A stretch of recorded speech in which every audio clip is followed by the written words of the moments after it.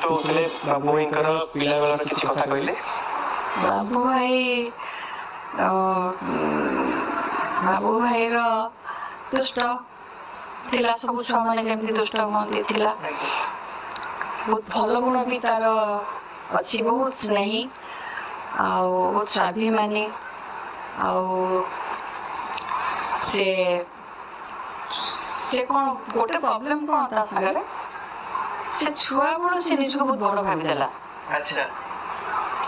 ସେଟା ମାନେ ଗୋଟେ ଗୋଟେ ଛୋଟ ଛୁଆ ଏମିତି ବଡ଼ ଭଳିଆ ସେମାନେ କରନ୍ତି ନା, ମୁଁ ଖର୍ଚ୍ଚ କରିବି, ସମସ୍ତଙ୍କ ପାଇଁ ମୁଁ ଦେବି, ମୁଁ ମାନେ ଏଟା ମୁଁ କରିବି, ସେଟା ମୁଁ କରିବି ବୋଲିକିରି।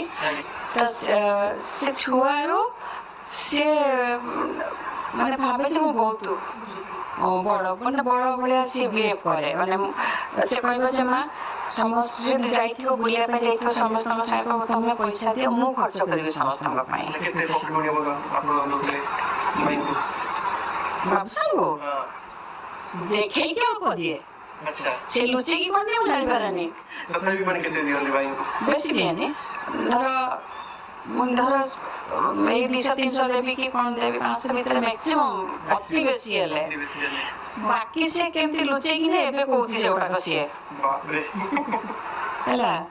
ତ ତାପରେ ସେ ବହୁତ ଭଲ, ବହୁତ ଟ୍ୟାଲେଣ୍ଟେଡ୍, ସିଏ ବହୁତ ଟ୍ୟାଲେଣ୍ଟେଡ୍। ମୋତେ ଯଦି ତୁମେ ଏବେ ପଚାରିବ ଯେ କାହା ଗୀତ ସବୁଠୁ ବେଶୀ ଭଲ ଲାଗେ, ମୋତେ ତାର ଗୀତ ଗାଇବା ଶୈଳୀ, ତାର ଯେମିତି ଭାବରେ ସେ ଗୀତ ଗାଏ ମୋତେ ବହୁତ ଭଲ ଲାଗେ ତାର। ତାପରେ ମୁଁ ଅନ୍ୟମାନଙ୍କ ନାଁ ନେବି।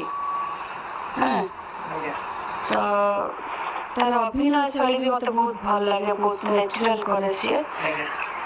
ଟିକେ ମଝିରେ ଟିକେ ଦୁଷ୍ଟ ହେଇଗଲା, ତା ପାଇଁ ସିଏ ଏବେ ରିୟଲାଇଜ୍ କରୁଛି, କଷ୍ଟ ବି ପାଇଲା, ଆମେ ବି ଟିକେ କଷ୍ଟ ପାଇଲୁ। ଯାଉ ଭଗବାନ ସବୁ ଠିକ୍ ଠାକ୍ କରିଦେଲା, ବହୁତ ଭଲରେ ସେମାନେ ଅଛନ୍ତି ନା।